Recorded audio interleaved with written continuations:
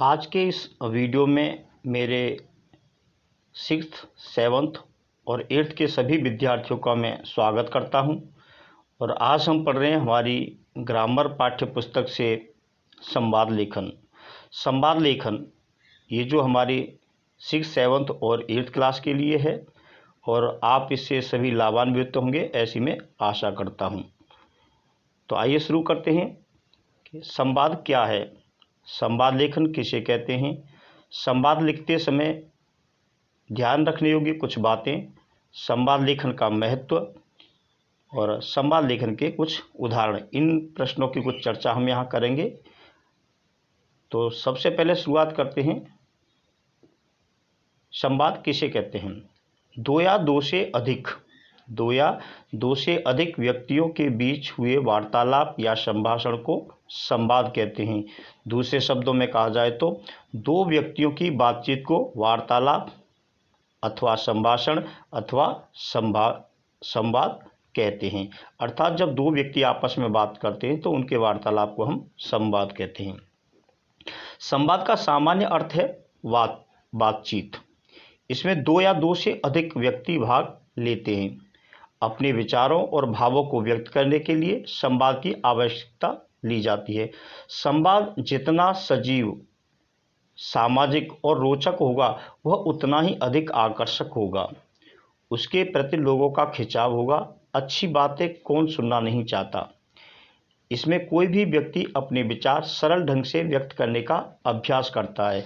यानी कि जो उसका जो कहने का तात्पर्य है कि संवाद जितना सजीव होगा, सामाजिक होगा और वह उतना ही आकर्षक होगा, जिसमें सरल वाक्यों का प्रयोग किया जाएगा और मुहावरेदार भाषा का प्रयोग किया जाएगा तो वो और ही अत्यंत आकर्षक होगा।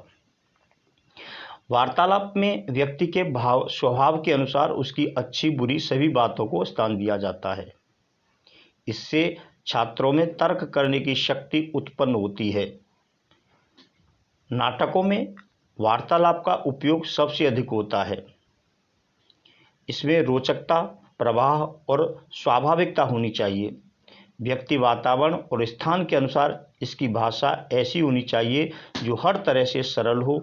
इतना ही नहीं, वार्तालाप संक्षिप्त और मुहावरेदार भी होना चाहिए। संवाद के अनेक नाम हैं। वार्तालाप, आलाप, संलाप, कथोपकथन, गुफ्तगू, संभाषण इत्यादि। यह कहानी, उपन्यास, एकांकी, नाटक आदि की जान है। इसके माध्यम से पात्रों की जो सोच होती है, उस चिंतन शैली, तार्किक क्षमता और उनके चरित्र का पता चलता है। यानी कि जो ये संवाद जो होंगे उनके माध्यम से हर एक जो या वो कहानी हो या उपन्यास हो या नाटक हो, उसके सभी पात्रों के बारे में, उनकी सोच के बारे में, उनके चरित्र के बारे में, उनकी चिंतन शैली के बारे में इनके माध्यम से पता चलता है।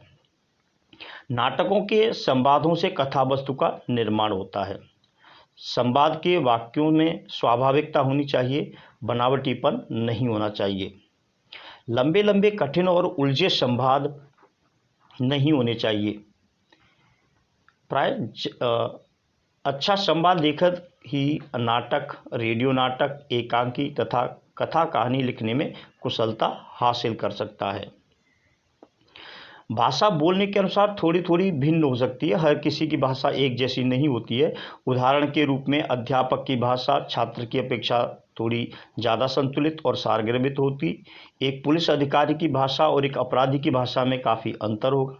इसी तरह दो मित्रों या महिलाओं की जो भाषा कुछ भिन्न होगी। हर व्यक्ति की जो भाषा होती है उसमें थोड़ा थोड़ा परिवर्तन होता ही है, बदलाव आते ही हैं। दो व्यक्ति जो एक दूसरे के शत्रुओं की भाषा है, उनकी भाषा अलग होगी, उनके जो संवाद होंगे उनके अलग होंगे।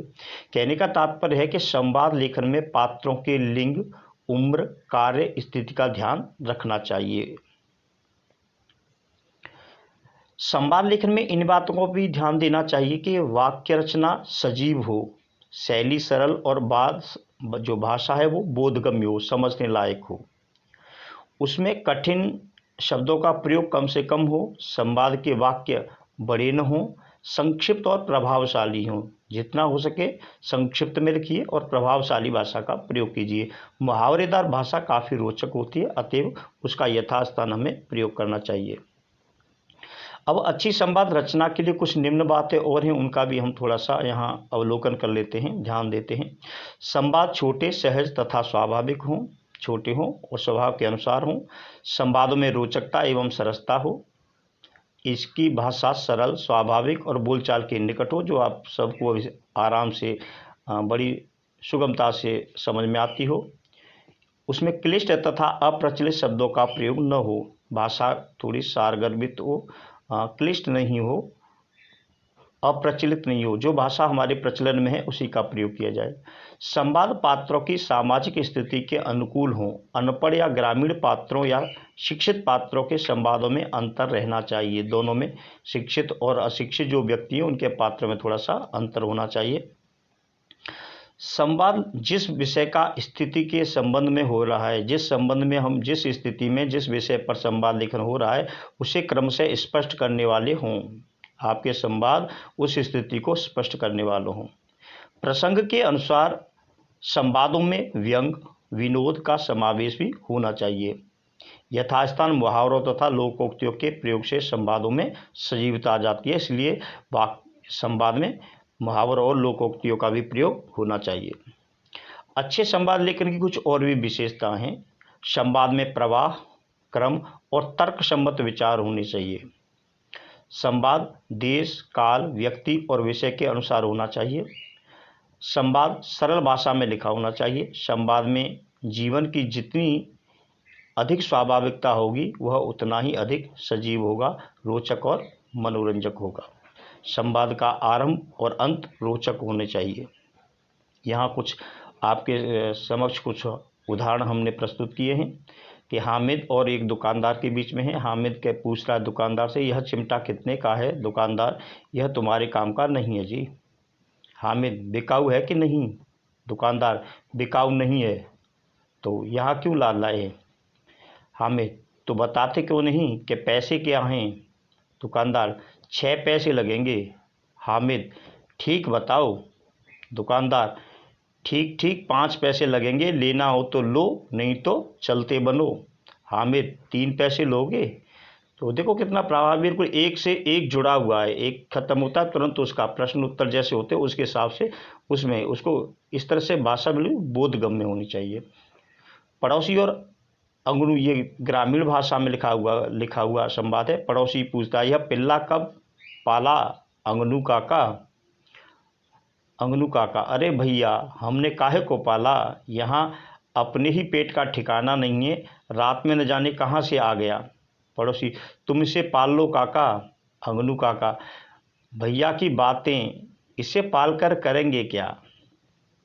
पड़ोसी, तुम्हारी कोठरी को ताका करेगा यानी तुम्हारी कोठरी का ध्यान रखा करेगा। अंगनू काका कहते हैं, कोठरी में कौन सा खजाना पड़ा है जो ताकेगा? इसकी ज़रूरत क्या है? कहने का तात्पर्य उनका ये था यहाँ। अच्छा, रोगी और वैद्य, जो चिकित्सक और रोगी के माध्यम में है। रोगी है औषधालय में प्रवेश करता है, औषधालय यानी अस्पताल को बोलते हैं, हॉस्पिटल को, और वैद्य जी को नमस्कार करता है वहाँ, नमस्ते वैद्य जी। वैद्य जी नमस्कार। वैद्य नमस्कार करते, वैद्य नमस्कार, आइए पधारिए, कहिए क्या हाल है? रोगी, पहले से अच्छा हूँ, बुखार उतर गया है, केवल खांसी रह गई है। वैद्य, घबराइए नहीं, खांसी भी दूर हो जाएगी, आज दूसरी दवा दे देता हूँ, आप जल्द अच्छी हो जाएंगे।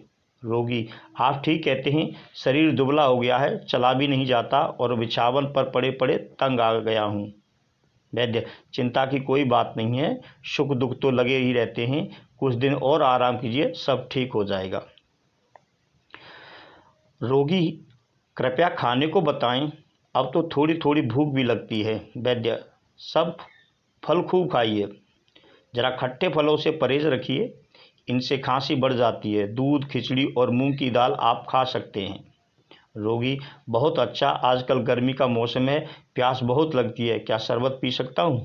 वैद्य, शरबत के स्थान पर दूध अच्छा रहेगा, पानी भी आपको अधिक पीना चाहिए। रोगी, अच्छा धन्यवाद, कल फिर आऊँगा। वैद्य, अच्छा नमस्कार।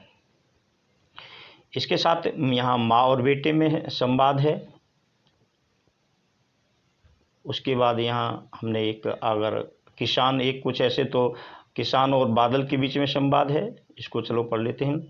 तो किसान है बादल से कह रहा है, हे बादल तुम ही मेरे देवता हो और तुम ही मेरे मित्र हो। हम किसान लोग बहुत परिश्रम करते हैं, लोगों को अनाज देते हैं। बादल मैं भी तुम्हारा मित्र हूँ, मैं देखता हूँ कि तुम लोग परिश्रम बहुत करते हो। दुनिया में सबसे ज़्यादा परिश्रम किसान करते हैं। किसान तुम मेरे मित्र हो, मैं चाहता हूँ कि तुम मेरे दुश्मन न बनो। सूर्य देवता हम दिनों के ईश्वर हैं और वह हमारा कल्याण करते हैं। मेरा घर और कारोबार सूर्य देवता की कृपा से ही चल रहा है। बादल ठीक कहा, मैं भी मानता हूँ कि सूर्य देवता हमारे ईश्वर हैं।